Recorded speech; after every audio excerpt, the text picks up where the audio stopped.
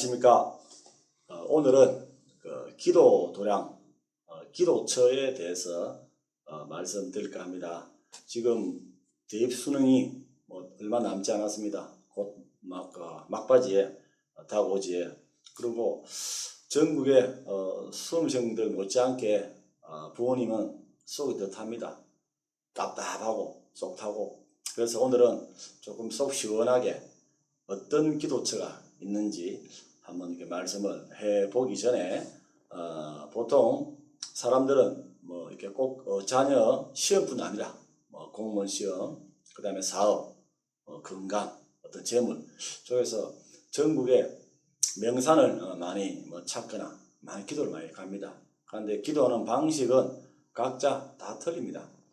저는 보통 이렇게 편안복장으로 많이 가라고 합니다. 그리고 각자 어떤 종교도 틀리다 보니까, 근데 저는 어떤 순수 맹당 쪽으로 제가 이렇게 이끌다 보니까 저만의 어떤 그런 방식도 한번 제가 연구를 하고 있고요.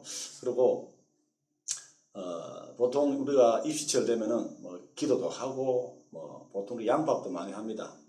부적이나 여러 가지 그런 개개인의 어떤 그런 성향이기 때문에 제가 말할 바는 못했지만은 가장 좋은 거는 좋은 자리입니다. 좋은 자리. 그냥 어떤 장소보다는 그 장소가 우리가 쉽게 말하면은 혈과 기맥이 잘 흐르고 뭉친데, 그런 자리를 해서 기도하셔야 우리 말한 기도발을 받을 수가 있다고 할 수가 있습니다. 그러면은 자, 우리가 간단하게 기도처를 알기 전에 우리 풍수 용어 한 2개, 3개 정도 알고 가셔야 이해폭이 엄청나게 좀 넓어집니다. 자, 우리가 보통 보면 혈하죠. 혈. 일명 혈자리라고 하는데, 혈은 우리가 보면 명당 중에서 생기가 가장 많이 응집된 특정 어떤 지점을 말합니다. 그래서 혈자리는 에너지 중에서 그 주변에 좋지 않은 것도 많이 있습니다. 그래서 혈자리는 잘 살펴봐야 됩니다. 옆에가 혈자리 좋은데 또 그 옆에는 안 좋을 수가 있으니까 그 혈자리에서 정확하게 찾아가지고 보는 게 중요하고요. 그러면은 우리가 보통 풍수 속설 중에서 이런 말이 있습니다. 기맥이 천석군이면은 혈자리는 만석군이다 라는 말이 있어요. 무슨 말이겠습니까? 그만큼 혈자리가 중요하다는 그런 뜻이고요. 또 아까 두 번째 기맥은 뭐냐면은 생기를 품고 흐르는 에너지의 어떤 통로라고 보시면 아마 맞을 것 같습니다. 그리고 기맥은 안정감을 줍니다.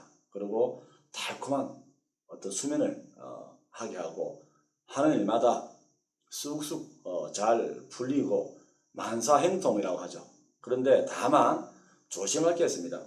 기맥이 흐르는 그 폭만큼 또 수맥도 흐릅니다. 그래서 그 수맥은 조심해야 됩니다. 여기서 잠깐 우리가 보통 수맥이란 뜻이 있습니다. 수맥은 뭐냐면은 지층을 따라서 흐르는 줄기 모양의 어떤 흐르는 어떤 물길을 말합니다. 물길을 말하는데 여기서 나오는 어떤 불규칙한 파장 때문에 수맥에 있는 곳에서 잠을 자면은 이렇게 아프거나 흉몽도 많이 꿉니다. 그리고 거기서 생활하면은 병을 얻고, 더군다나 환자가 그곳에서 자면은 더 병이 악화됩니다. 그래서 계속 일도 풀리지 않고 어떤 악재가 되는 자리가 어떤 그 자리를 우리가 보통 수맥이라고 합니다. 그래서 자, 우리가 이 기도 자리 있죠. 이 기도 자리는 이 세 자리를 염두에, 세 가지 어떤 일에 염두에 두고서 좋은 기운을 흐르는 혈자리에서 혈자리에서 기도를 하시면은 소원성취가 이루어지고 정확하게 어떤 포인트를 찾아서 어떤 운을 받을 수가 있습니다. 그래서 자, 그러면은 그런 어떤 좋은 아까 혈자리라든지 기맥이 있는 곳이 어딘가 하면은 일단 서울 쪽으로 제가 한번 훑어볼까 합니다.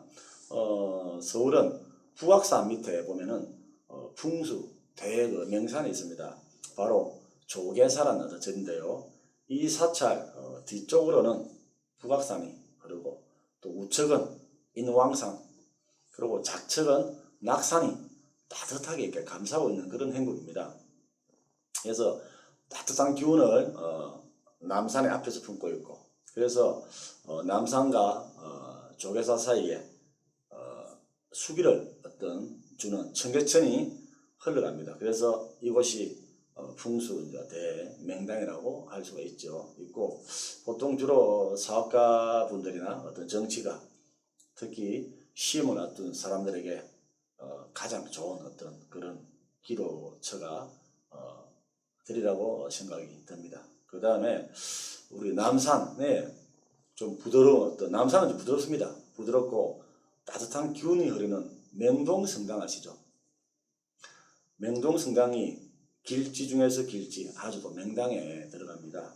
그래서 남산에 조용하고 평온한 기운을 받아서, 특히 그 명동성당은 아기가 없는 분들 있죠.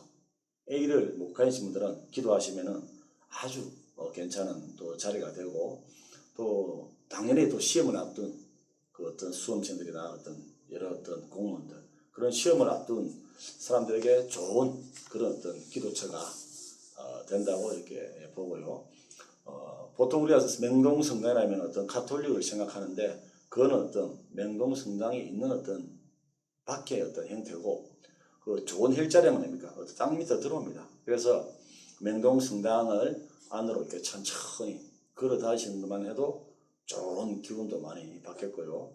또 참고로 명동성당의 터는 예조판서와 그 이조판서를 지낸 남원윤시 윤정현의 대저택이 있던 그런 자리였습니다. 그래서 그 윤정현 그 판서가 그 일대 땅을 엄청나게 많이 소유했었죠. 그러다 보니까 그 대저택이 있단 말은 무슨 말이겠습니까? 그만큼 좋은 길지와 맞죠? 풍수가 좋은 것들도 자리 잡았겠죠. 그래서 이 명동성당도 혈자리가 가장 좋은 그런 자리라고 또 할 수가 있고요. 그 다음은 저 서울에 보면은 성북구에 위치한 저 삼각산 그 근처에 있는 길상사라는 절입니다. 길상사는 무엇인가 하면은 옛날에 그 삼천각, 청각과 더불어 우리나라 3대 요정이라고 들어보셨죠?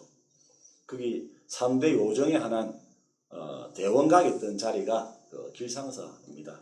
있는데 여기에는 또 아주 깊은 사연이 2개 있습니다. 그 대원각 그 주인인 분이 이제 그 김영한 일명 자야라는 사람입니다. 그런데 일명 이 자야라는 사람이 그 법정 스님의 그 무소유를 읽고 감동을 너무 받았답니다. 받아가지고 자기가 이 큰 땅 한 5,000평 되죠. 그게 1987년도에 거의 자산 가치가 한 1,000억 되는 그런 아주 큰 요정을 그 스님한테 기부를 하려고 하니 법정 스님께서는 정중하게 이제 거절을 합니다. 그러다 보니까 그 김영한 일명 자야는 그걸 계속 설득을 시키고 거절하고, 그렇게 거진 한 10년 정도 줄달리기 끝에 결국은 이제 법정 스님이 그 수락하죠. 그래서 거기가 대한불교 조계종의 송강사의 이제 말사로 길상사라는 이제 절을 이렇게 개원을 하게 됩니다. 그래서 아울러 그 시주한 그 큰 대원각을 시주한 김영한 일명 자야한테는 그 길상사라는 절이 개원하는 날에 길상화라는 별명을 법정 스님께서 지어줍니다. 그래서 여기서 잠깐 이렇게 보면 또 그 다음 2번째 사연, 아까 말한 자야 있죠. 김영한 씨. 이분의 사연은 아주 애절하고 좀 이렇게 절절합니다. 그래서 잠깐 여기 김영한 이 자야님에 대한 소개를 하자면은 글과 그림에 뛰어난 그런 분이었습니다. 그런데 어릴 때 아버지를 여의고 아주 가난하게 살았습니다. 그래서 15세 때쯤에 시집을 가게 됩니다. 그런데 시집을 가고 한 1년 정도 있다가 남편이 이제 사별하죠. 그래서 어린 나이에 뭐 가난한 시절 아닙니까? 그래서 그 16세에 그 어떤 기방에 들어가서 이제 기생이 됩니다. 되는데 김영한 이 자야가 이 글과 그림에 아주 이렇게 조예가 깊다 보니까 그 조선 그 의학회 회원인 그 신윤국입니다. 신윤국 자야 스승이 되죠. 그 신윤국에 발탁이 되어가지고 일본 유학길에 오릅니다. 아주 이렇게 파격적인 그런 어떤 일을 겪죠. 그런데 일본 유학 중에 또 우리가 보면 우리가 보통 옛날에 구어체에 봤죠. 삼천리 문학이라는 그 잡지에 그 아까 자야라는 어떤 이분이 어떤 수필을 발표할 정도로 아주 이렇게 재원이었습니다. 그런데 유학 중에 이제 스승 이제 신윤국이 그 조선 그 의학회 사건이 크지 않습니까? 그 사건 때문에 이제 감옥에 투옥됩니다. 그래서 그 투옥 소리 듣고 이제 일본에서 기국을 합니다. 해가지고 함흥으로 이제 면회를 신청하죠. 그런데 이제 내 신청이 이제 거절되면서 거기서 잠깐 함흥에서 이제 머무르게 됩니다. 그런 찰나에 우리 보통 혹시 그 백석이라고 있습니다. 아주 유명한 시인인데 이제 백석이란 그 아주 명가 집안의 모던 보이이자 어떤 시인, 그 다음에 음식에 대한 조예가 아주 깊은 명문가의 어떤 자손이 그때 당시에 이제 그 영어 선생을 하고 있습니다. 그 영어 선생하는 송변 자리에서 이 백석과 이 자야가 같이 만나가지고 아까 말한 김영하 만나가지고 이제 사랑에 빠지죠. 그래서 한 3년을 동거 생활을 합니다. 하는데 이제 당연하게 명가 집안에 뭐 하나같이 모자라게 없는 거기다가 백석이 당대에 멋쟁이였습니다. 뭐 자기 친구들은 20원짜리 30원짜리 양복을 입으면은 이 백석은 2원짜리 양복을 입었습니다. 그만큼 아주 세련되고 그리고 영어 선생 아닙니까? 아주 세련되고 똑똑한 어떤 모던 보이였었고 이분도 나름대로 이렇게 당대의 어떤 그런 기질을 가지신 분인데 이제 반대가 심하다 보니까 결혼을 못하죠. 그러다 보니까 강제 결혼을 또 하고 그런 찰나에 이제 두 분이 헤어집니다. 헤어지다 보니까 몇 번을 고민하고 그러다가 이제 백석이 자야한테 그 만주로 가자고 이제 하죠. 그런데 자야는 김영하는 거절합니다. 거절하고 이제 백석은 이제 만주로 가버리죠. 그래서 우리가 말하는 어떤 이 자야라는 이름은 특이한 게 이 자야가 우리 뭡니까 당나라 이백아시죠. 이태백이 이제 시 중에서 시에서 나온 어떤 그 이름입니다. 이름인데 그러다 보니까 이분이 그 자야오가라는 어떤 이태백의 시에서 따와가지고 이제 어떤 자야라는 이름을 주게 되었죠. 그 백석이 그때부터 이제 김영하는 자야라는 예명을 갖게 됩니다. 되고 그래서 뭐 조국은 이제 분단되고 가다 보니까 백석은 이제 북한에 이렇게 만주에 남게 되고 이제 조국이 또 두 갈래 이렇게 찢어집니다. 분단이 되면서 그러다가 이 자야라는 사람은 홀로 남아서 그 옛날에 그 대형각 자리에서 그 한정식 식당을 합니다. 돈을 악착같이 버리죠. 그렇게 하다가 그 유명한 대형각이라는 요정을 이제 차리게 되는 그런 기막힌 어떤 그런 이야기를 또 품고 있고요.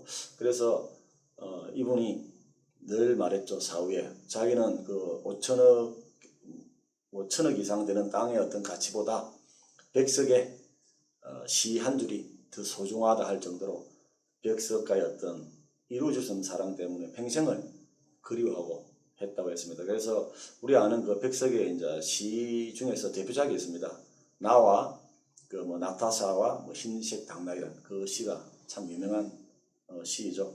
그래서 약간 이제 이야기가 좀 이렇게 좀 옆으로 샜지만은 그만큼 이 길상사는 그런 어떤 좀 많은 어떤 스토리를 간직하고 있는 그런 어떤 아주 유명한 그런 어떤 절이고요. 그러면 잠깐 이 절에 대해서 한번 훑어보면은 이 절은 북한산 줄기에서 뻗어나온 이 줄기가 북악산으로 또 내려가고 또 한 줄기는 길상사 쪽으로 흘러 내려옵니다. 그래서 청계천, 뭐 중량천, 한강에 세 줄기가 흐르는 대명당 자리입니다. 그래서 특히 이 길상사는 어떤 권력 쪽에 있는 그런 어떤 정치인분들, 아주 큰 어떤 재벌 사업가들, 그리고 어떤 시험을 앞둔 사람에게는 어떤 천하의 명당 길지라고 이제 감히 자부할 수가 있고, 그 다음에 보면은 경기도 남양주에 또 위치한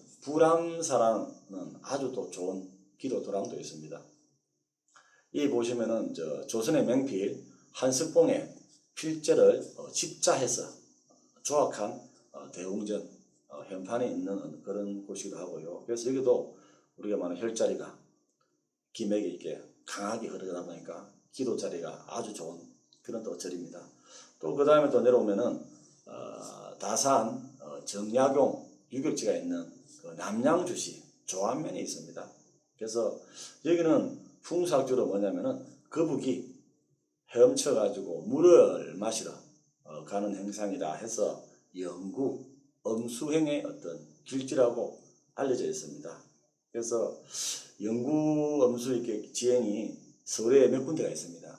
좀 우리 아는 한남동, 압구정동, 청담 등이 있습니다. 그 중에 LG나 삼성 저택에 있는 한남동이 아마 대표적인 영구 엄수행의 어떤 그런 어떤 행입니다. 행이다 보니까 이런 곳에서 또 이렇게 기도를 하시면은 어떤 재물과 어떤 합격의 영광을 또 누릴 수 있는 어떤 그런 또 자리가 되겠지요.